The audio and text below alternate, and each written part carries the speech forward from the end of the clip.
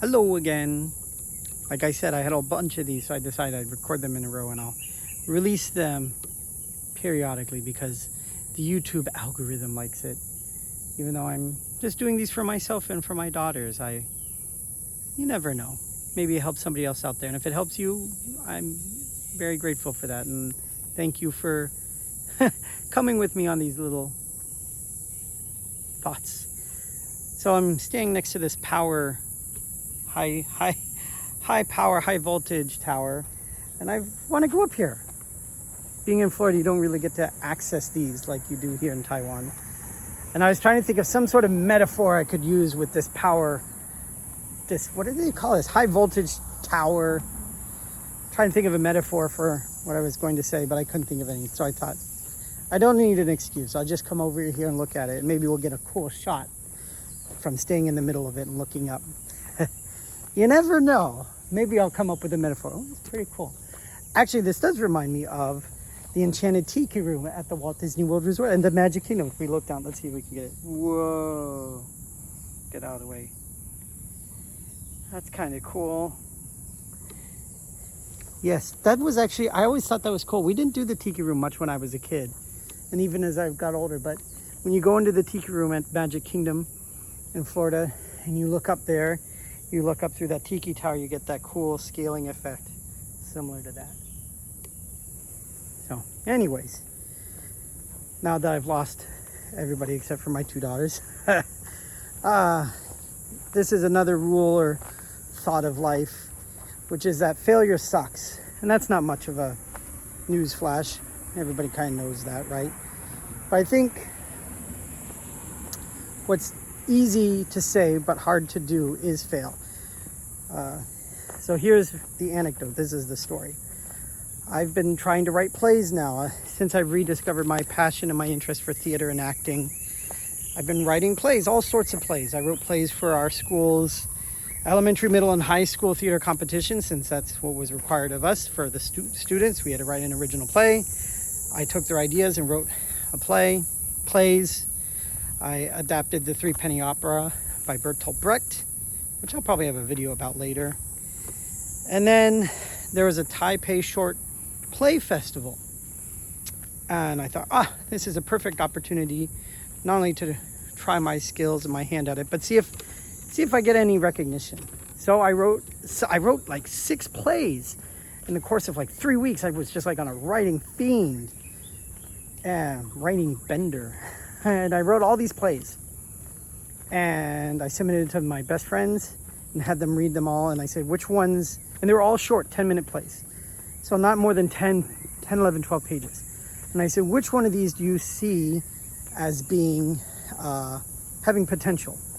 And I wrote some really, really good ones, I thought, and some really esoteric ones, like one that was kind of meta, of the author talking to himself, so me talking to myself in my mind about what I should write in the play to make the play viable so it gets selected for the show.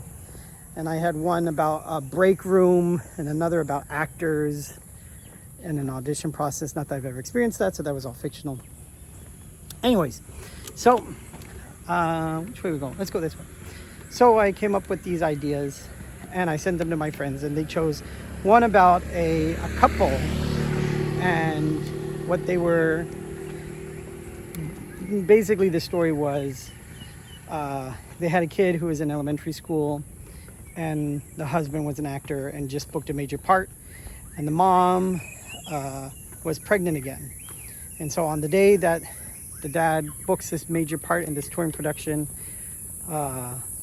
he finds out his wife is pregnant, and they have to make a choice. And it's basically about dreams. Dreams deferred was originally the idea that I came up with. But anyways, I submitted that story to the Taipei Shorts people. And a month or so later, which was just a few days ago, I got the response that thanks, but no thanks. And when you are in a creative field or any field where you have to put yourself out there, whether it's creative, imaginative enterprises or in business, rejection and failure sucks. It hurts. And you may steel yourself to it, like, I'll be all right. It's part of the process, and it's something you just have to go through. I'll go through 100 scripts before I get recognized, and maybe I'll never get recognized. Even like here on YouTube, I say, I don't care if anybody watches these things. Nobody's gonna, even if they like them, dislike them. I don't care. I'm not doing it for them, which is true, but rejection and failure still hurt. So as many times as you may think or say to yourself, hey, if nobody likes my piece of music, that's fine. If nobody likes my artwork, that's fine. Or my sculpture or my business presentation or who I am in that audition or that interview. Yeah, and that may happen hundreds of times. And it sucks. And you may steel yourself to it, but it still hurts. It still, it hurts. So this Taipei short thing, it didn't work out this time. And that's disappointing. And I have my thoughts. But that's the way it is. The question is, like I said earlier in another video, do I let this failure get to me and fall down? Or do I pick myself up and do it again?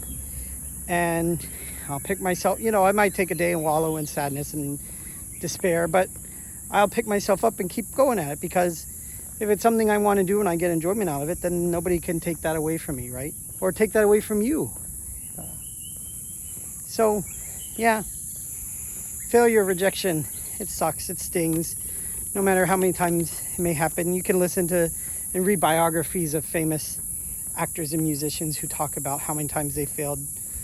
Michael Jeter, I remember, a wonderful actor, passed away too soon. He was going to give up acting.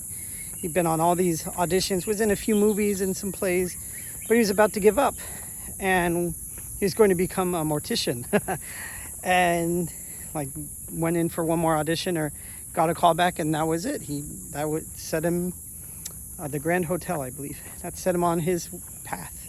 And you can hear tons of other famous celebrities talk about that. And it doesn't even have to be celebrities. It can just be lucky individuals, just regular people. Which reminds me of another story that I think I might record this afternoon, but we'll see. So anyways, that's it for this one. This is a little bit longer, rambling one of, failure sucks. It hurts, but what do you do with it? Do you learn from it? Do you get back up and keep going? That's what you should do. So, all right. Talk to you next time. Love ya.